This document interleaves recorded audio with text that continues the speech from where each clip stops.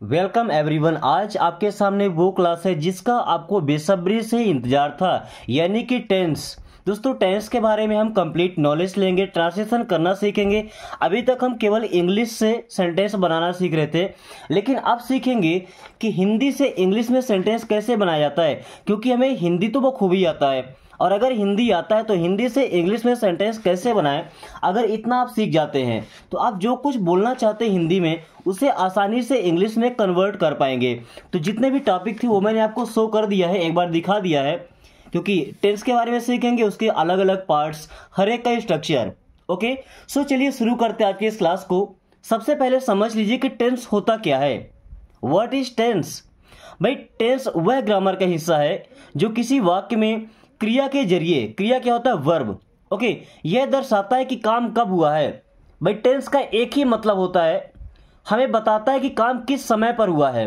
भूतकाल यानी पास्ट में जो बीत गया, वर्तमान काल प्रेजेंट में जो अभी हो रहा है, या भविष्य फ्यूचर जो आने वाले टाइम में होने वाला है। कुछ एग्जांपल्स आप समझ लीजिए, जैसे मैं पढ़ रहा हूं, ये तो वर्तमान काल में है ना, यानी कि प्रेजेंट कंटिन्यूअस में है। ओके, मैं पढ़ रहा हूं, ये रहा हूं लगा नहीं, इसीलिए कंटिन्यूअस में गया है। ओके, वह गया था, भूतकाल, ये पास्ट परफेक्ट का है क्योंकि बताया जा रहा है कि काम हो चुका था। गया था मतलब हो चुका था। ओके, वे देखेंगे, वे देखेंगे कोई टाइम डिफाइन नहीं हुआ है, ये भविष्य की बात हो रही है, यानी कि फ्यूचर इंडेफिनिट का एग्जाम्पल है। ओके, अभी आप समझ लीजिए कि टेंस होते कितने प्रकार के हैं। भाई, आपने अभी क्या सीखा कि टेंस क्या बताता है हमें? क्रिया के जरिए, वर्ब की हेल्प से हमें बताता है कि ये काम किस समय में हुआ है, या जो घटना है वो कब घटी है। अभी टेंस के प्रकार कौन कौन से हैं? 3 प्रकार के होते हैं। पहला होता है प्रेजेंट टेंस, यानी कि वर्तमान काल। क्या होता है? वर्तमान काल। ओके, ज्यादातर केस में इसके लास्ट में है आता है, या हूं आता है, या हो आता है, ऐसा कुछ लिखा रहता है। ओके, पास्ट टेंस, भूतकाल। अगर हिंदी में पहचान करना है ना तो लास्ट में था आता है, थी आता है, थे आता है। ओके, ऐसे कुछ आते हैं। और जब फ्यूचर टेंस की बात करेंगे तो आप गा को याद रखिएगा, गा, गी, गे। ओके, इन तीनों को समझ लीजिए।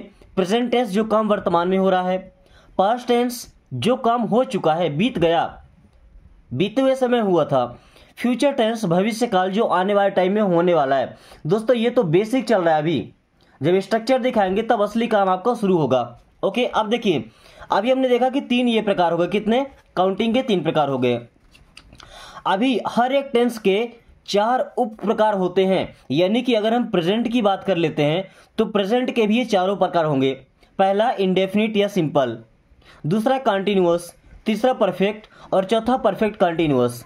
ये तो 4 के 4 प्रेजेंट के हो गए, ये पास्ट के भी होंगे और ये फ्यूचर के भी होंगे, यानी कि तीनों के पार्ट हैं। यानी कि 3 का अगर हम 4 से मल्टीप्लाई करें तो हमारे पास 12 टेंस हो गए। कितने? 12 टेंस। यानी कि इस तरह कुल मिलाकर ये 12 टेंस होते हैं। अभी एक एक को हम डिटेल में समझने वाले हैं। ओके, चलिए, अभी आपकी ओरिजिनल क्लास यहां से शुरू हो रही है। ओके, सबसे पहले अगर हम बात करते हैं प्रेजेंट टेंस, यानी कि वर्तमान काल की। ओके, तो एक टेबल में आपको टेंस मिल जाएगा, दूसरे में स्ट्रक्चर मिल जाएगा, स्ट्रक्चर ढांचा जिससे सेंटेंस बनता है। ओके, और तीसरे में हिंदी के कुछ उदाहरण है और फिर उसको इंग्लिश में ट्रांसलेट किया गया है। ओके, इनको मैं अलग अलग एग्जांपल्स लेकर के भी आपको सिखाऊंगा। ओके, वर्ब आपका सेम रहेगा। जैसे जब प्रेजेंट इंडेफिनिट की बात करें तो पहले सब्जेक्ट लगता है। सब्जेक्ट कौन होता है? जो काम करने वाला, जैसे आई हो गया, वी हो गया, यू हो गया, दे हो गया। ओके, या ही, सी, इट, ही सी का भी यूज करते हैं ना। किसी का नाम हो गया, जैसे राम हो गया, श्याम हो गया, सीता हो गया, जितने भी नाम हो। ओके, ये सब क्या सब्जेक्ट कहलाते हैं। ये जो V1 लिखा है ना, इसका मतलब वर्ब का फर्स्ट फॉर्म, यानी वर्ब का पहला फॉर्म। जैसे प्ले, प्ले का मतलब खेलना, रीड का मतलब पढ़ना, टीच मीन्स पढ़ाना, ये सब क्या वर्ब होते हैं जो काम दिखाता है। इसके बाद ऑब्जेक्ट, जिस पर काम किया जा रहा है। जैसे मैं पेन से लिखता हूं तो लिखने का काम पेन से हो रहा है, मैं किताब पढ़ता हूं तो किताब को पढ़ रहा हूं, ये सब क्या ऑब्जेक्ट कहलाते हैं। ओके, अब पहला सेंटेंस क्या दिया है? मैं खेलता हूं। क्या? मैं खेलता हूं, तो मैं खेलने वाला हो गया सब्जेक्ट, तो आ गया शुरू में। फिर खेलता हूं, खेलने का काम प्ले, क्या हो गया? वर्ब का फर्स्ट फॉर्म। अगर यहां लिखा होता कि मैं क्रिकेट खेलता हूं तो यहां बोलते कि आई प्ले क्रिकेट। क्या बोलते हैं, आई प्ले क्रिकेट। अब देखिए आपको लगता होगा कि यहां से टेंस खत्म हो गया बस बन जाएगा, बट नो, जो यस ई एस या आई एस है वो कहां पे लगता है दोस्तों। अब देखिए मैं आपको दिखाता हूं जादू। ओके, अब एक चीज ध्यान में रखिएगा, आपका सेंटेंस सेम ही रहेगा, प्ले, एक ही काम होगा खेलने का, ठीक है, प्ले। प्ले के साथ में क्रिकेट हम रख लेते हैं, क्रिकेट खेलने की बात होगी। ओके, अब हम सब्जेक्ट बदलते हैं, अगर आई रहेगा, क्या आई रहेगा, तो आई के साथ में सिंपली आ जाएगा आई प्ले क्रिकेट।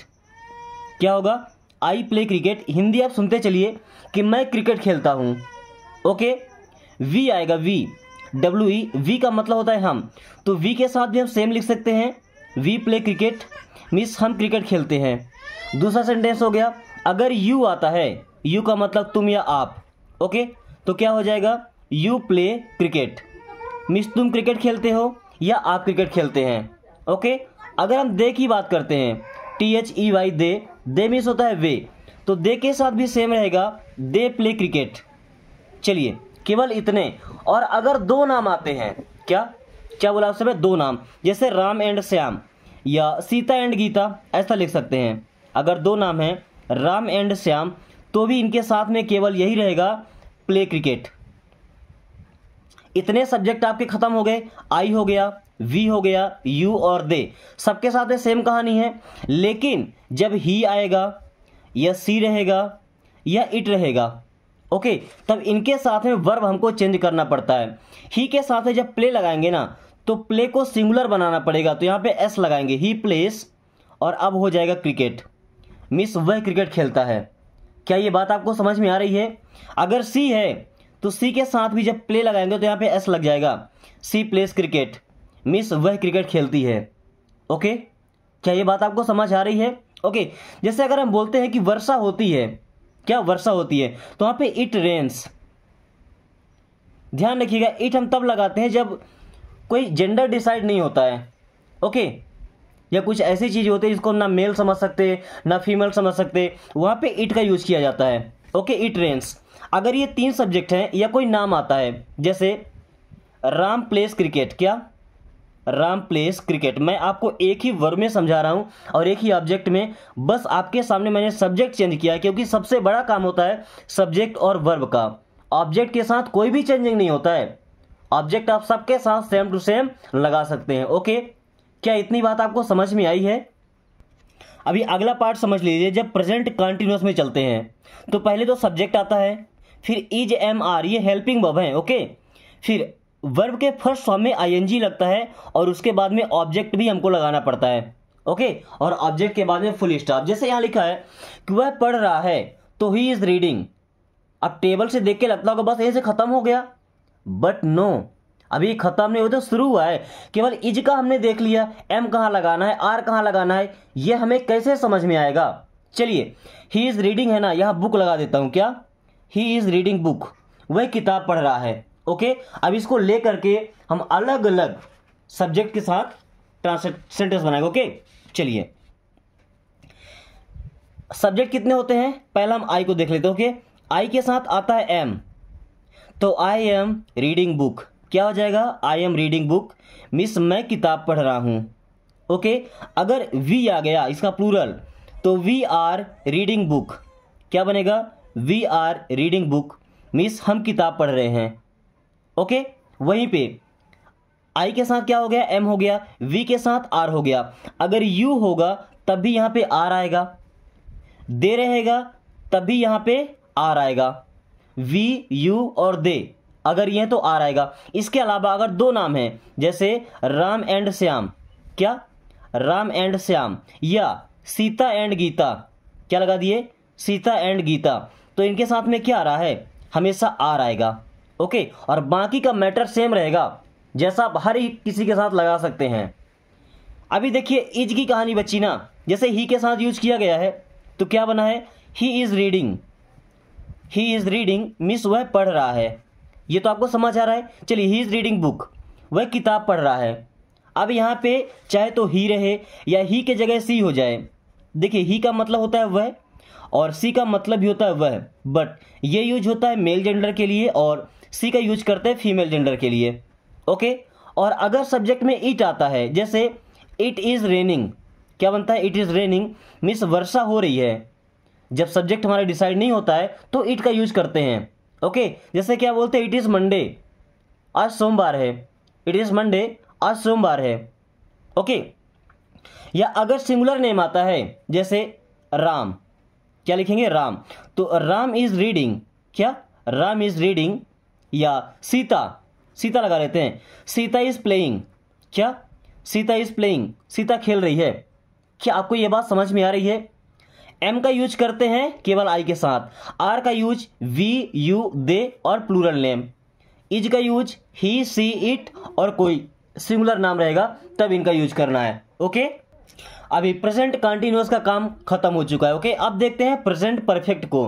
परफेक्ट मतलब जब कोई काम हो चुका होता है, क्या, जब कोई काम हो चुका होता है, जैसे पहले सब्जेक्ट लगाना जो काम करने वाला है, फिर या तो हैज या तो है, सब्जेक्ट के अकॉर्डिंग डिसाइड होता है।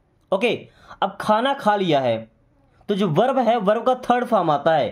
ओके, तो ईट का क्या हो गया, ईटन, क्या हो गया, ईटन। और उसके बाद लगाते हैं ऑब्जेक्ट, हमने खाना खाया तो यहाँ पे क्या लगा दिया, फूड। अब आप ये समझ लीजिए कि हैज और हैव किसके किसके साथ में लगता है और हम नए नए सेंटेंस इससे कैसे बना सकते हैं। तो चलिए आपको दिखाते हैं। हमने आई का तो यूज कर लिया है ना। चलिए क्रिकेट की बात कर लेते हैं, जैसे I have played cricket, I have played cricket means मैं क्रिकेट खेल चुका हूं। चलिए, आई के अलावा अगर वी आता है, वी मीन्स हम, तो भी यही लगेगा, वी हैव प्लेड क्रिकेट, हम क्रिकेट खेल चुके हैं। यू आता है, यू का मतलब तुम या आप, तो यू हैव प्लेड क्रिकेट, आप क्रिकेट खेल चुके हैं या तुम क्रिकेट खेल चुके हो। ओके, या दे आता है, दे मीन्स होता है वे, तो they have played cricket.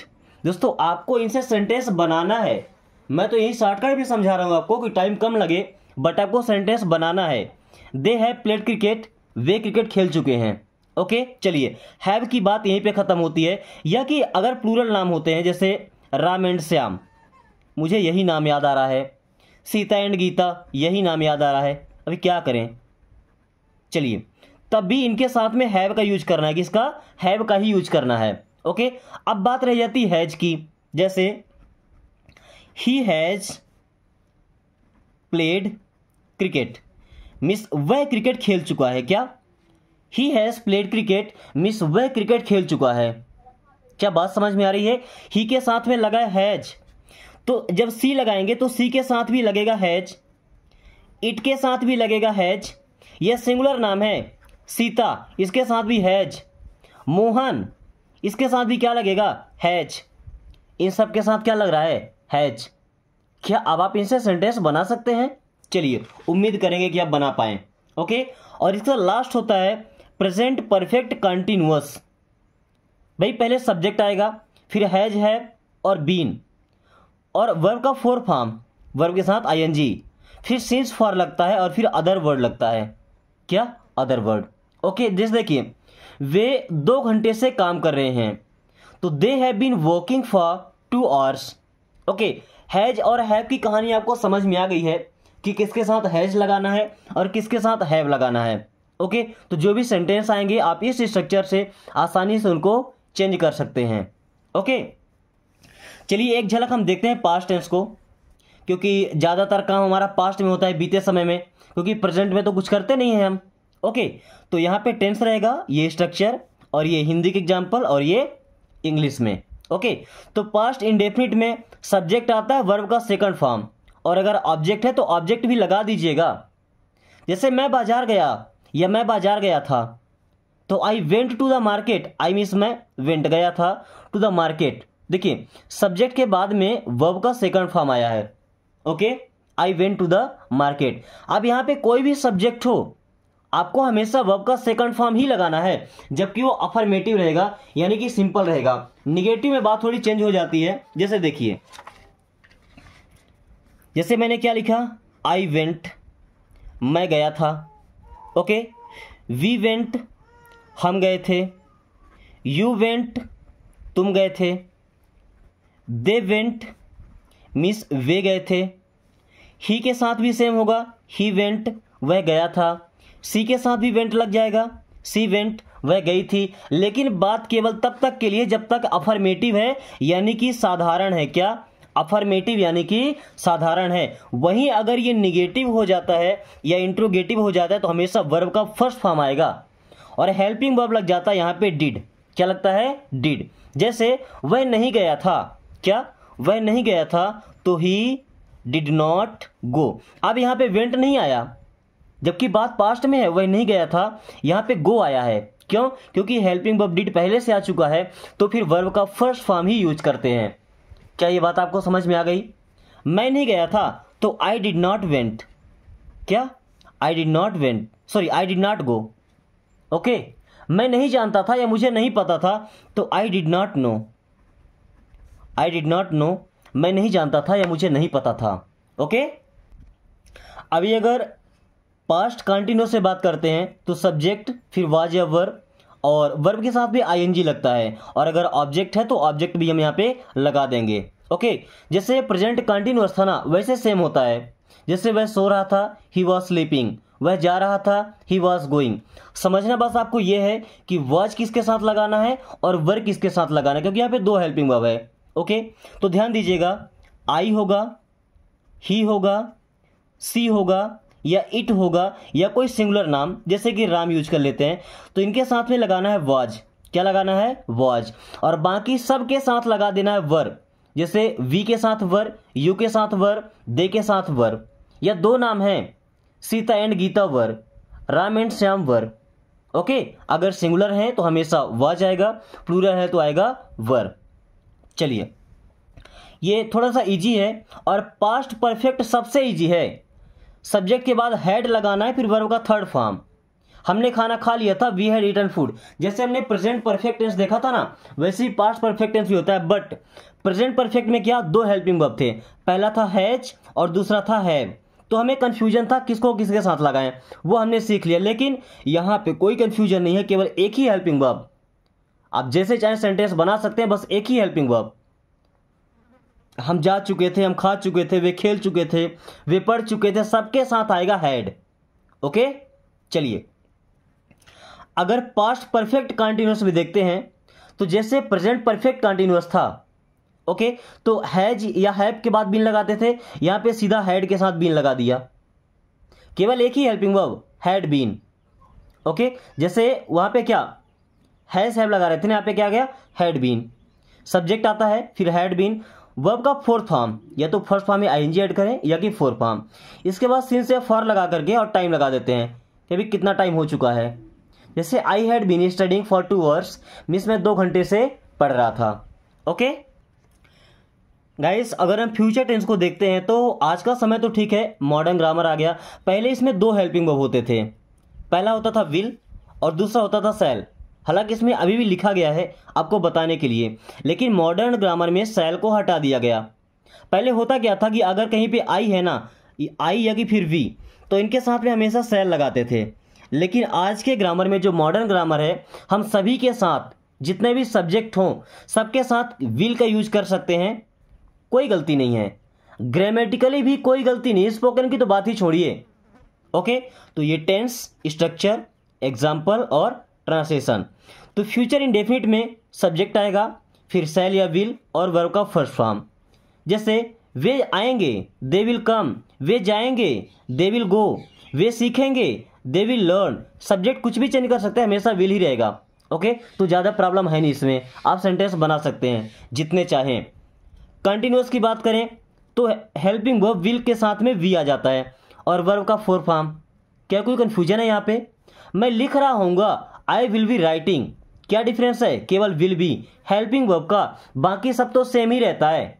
Okay, अगर फ्यूचर परफेक्ट में चलें तो जैसे पास्ट परफेक्ट था कि केवल क्या था? हैड, तो यहाँ पे केवल विल हैव है, एक ही हेल्पिंग वर्ब विल हैव, सबके साथ यूज करना है और वर्ब का थर्ड फॉर्म आ जाता है। अगर है तो ऑब्जेक्ट लगा दीजिए, नहीं है तो कोई बात नहीं। जैसे वह काम पूरा कर चुका होगा, he will have completed the work, verb का third form helping verb will have. Okay, and future perfect continuous, देखिए विल हैव बीन, एक ही हेल्पिंग वर्ब क्या लगा है? विल हैव बीन, आप सभी के साथ में यूज कर सकते हैं। ओके, बस एक छोटा सा कंफ्यूजन आपके लिए रह गया होगा कि जो सिंस और फॉर हैं इनका हम कैसे यूज करते हैं। बाकी सब तो समझ ही गए होंगे। तो जब कोई टाइम निश्चित हो, क्या कोई निश्चित समय हो, तो वहां पे लगाना सिंस, और अनिश्चित समय हो यानी जो समय डिफाइन ना हो वहां पे लगाते हैं फॉर। ये निश्चित अनिश्चित क्या हो गया, जैसे मैंने बोल दिया संडे, तो वही हफ्ते में एक ही दिन आता है, सिंस लगेगा। मंडे बोल दिया, किसी दिन का नाम है। कोई सन बोल दिया 2011, ओके। कोई महीना बोल दिया जनवरी। कोई टाइम बोल दिया जैसे मॉर्निंग, मॉर्निंग एक ही बार आता है, इवनिंग एक ही बार आता है। इन सब के साथ क्या सिंस लगेगा। फॉर कहाँ लगेगा भाई, 2 आवर्स, क्या 2 घंटे से। 2 डेज, 2 दिन से, 4 दिन भी हो सकता है, 42 दिन हो सकता है, ओके। 5 ईयर्स, 5 साल से। ये सब क्या निश्चित समय नहीं भाई, 2 घंटे कभी हो सकते हैं, 2 दिन कभी का हो सकता है, 5 साल कोई भी 5 साल हो सकता है ना। सो डिसाइडेड नहीं है, डिफाइंड नहीं है कब का है। सो जो टाइम डिफाइंड है उनके साथ सिंस लगता है, और जो अनडिफाइंड है उनके साथ लगता है फॉर।